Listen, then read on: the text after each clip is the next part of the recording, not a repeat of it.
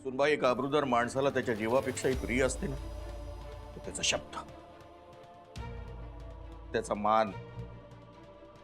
आणि घरच्यांनीच जर मान ठेवला नाही ना, तर बाहेरच्यांचा तर संबंधच नाही ग. मग तुझ्या दुकानात दामलेंना बघितलं आणि खूप वाईट वाटलं मला, खूप वाईट वाटलं. असं वाटलं सुनबाई मला की माझ्या पाठीत कुणीतरी खंजीर खूप असतोय, विश्वासघात करतोय माझा. तुझ्याऐवजी दुसरं कोणी असतं ना, तर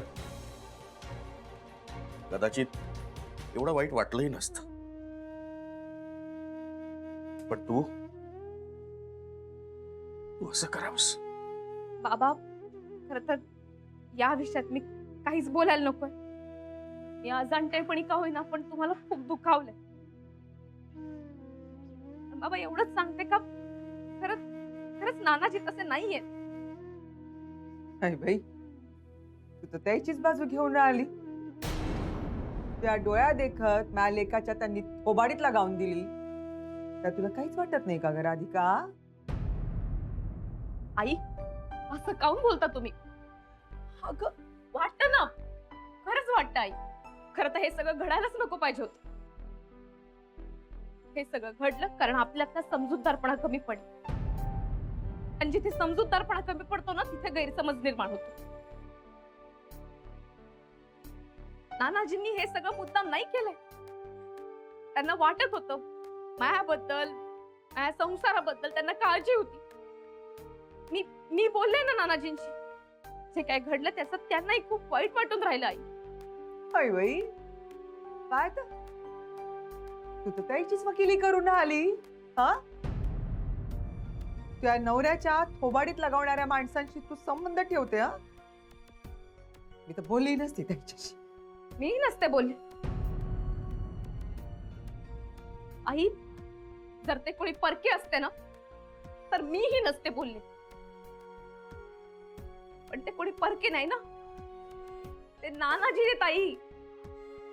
जेव्हा हे घर सोडून जायची माझ्यावरती वेळ आली ना, तेव्हा त्यांनी मला आधार दिला. त्यांच्या घरात मुलीसारखं जपलंय त्यांनी मला. सुनबाई, आम्हाला सगळं माहित आहे आणि त्याबद्दल आम्ही त्यांचे वेळोवेळी आभार मानले, नानासाहेबांना मानही दिले. पण तो विषय वेगळा होता. आता परिस्थिती बदलली की नाही? अगं, तेव्हा गुरुनाथ शनायाच्या जाळ्यात अडकला होता, पण आता सुधारलाय ना तो, दिसतोय ना आपल्याला. आणि अशावेळी कुणीतरी कुरापती काढायच्यात. बाई, आता कुठे तुझ्या संसाराची गडी रुळावर येते आहे आणि या क्षणी कुणी अडथळे निर्माण केले तर मला नाही पटायचं ते. पटते ना तुम्हाला? पटते ना? काय बरं, यांनाही पटते, पण तुला पटून नाही राहिलं.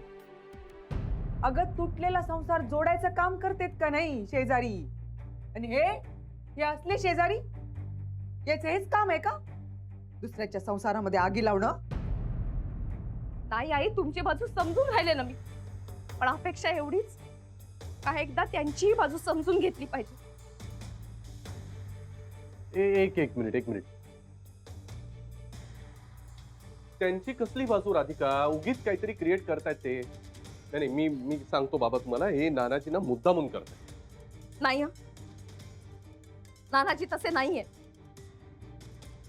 महाजनी काकांनी किती वेळा सांगितलं का यांचं आणि शन्याचं पुन्हा एकदा अफेअर सुरू झालंय. आम्ही कोणी विश्वास ठेवला? नाही ठेवला ना, नाही ठेवला. तसाच नानाजींनी नव्हता ठेवला. पण तुम्हीच मला सांगा बाबा, तुम्हाला एखादी पोरगी असती आणि तिच्या नवऱ्याचं एखाद्या तिसऱ्या बाई बरोबर अफेअर असतं आणि ती बाई तिच्या शेजारी राहायला आली असती, तर तुम्हाला संशय नसता आला? आलाच असता ना. तसाच नानाजींनाही आला. नानाजींनी हे मुद्दाम नाही केलंय.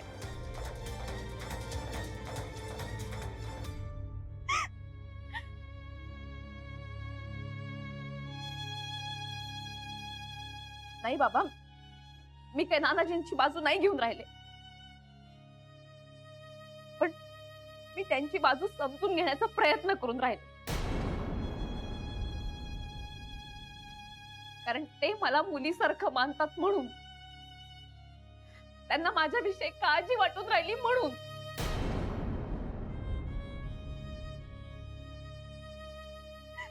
ते माझ्या आई वडिलांच्या ठिकाणी आहेत म्हणून.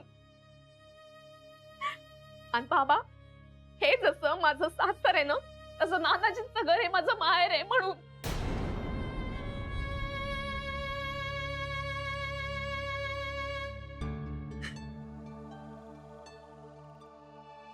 असल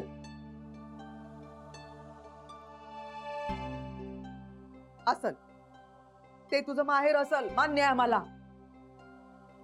पण सासरची माणसं एवढी खंबीर असताना माहेरच्या माणसांनी डोकं काऊन खूप सवयामध्ये? हा,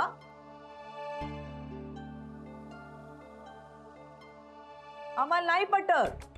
तू त्यांच्याशी संबंध ठेवलेले आम्हाला मान्य नाही. आता तुझा निर्णय तू घ्यायचाय. तुला सासर पाहिजे का माहेर?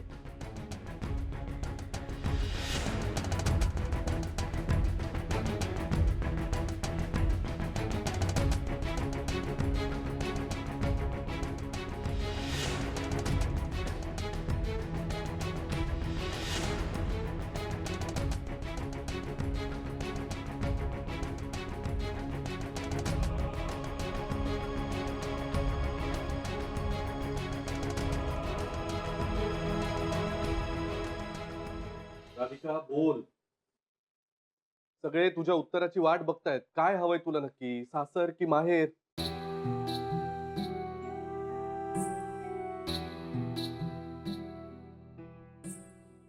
हे म्हणजे असं विचारल्यासारखं आहे का तुला तुझा उजवा हात हवा आहे का डावा हात हवाय? मी या घरात लग्न होऊन आले तेव्हापासून हे घरच माझं आयुष्य आहे. माझा संसार हेच माझं जग आहे. बस सगळ्यांना दुखवून मी कुठे जाणार आहे?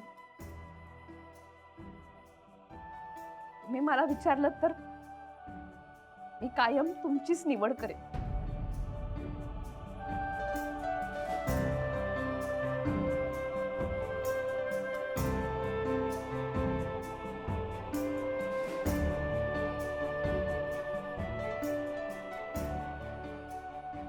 बाबा, मी तुम्हाला खूप दुखावलंय. मी तुमचे हात जोडून माफी मागते. आता सगळं विसरून जा बरं. काही मनात नका ठेवू. तुम्ही इथून निघून गेलात ना, तर मी स्वतःला कधीच माफ नाही करू शकणार. खूप एकटी पडेन हो मी. नाही सुनबाई,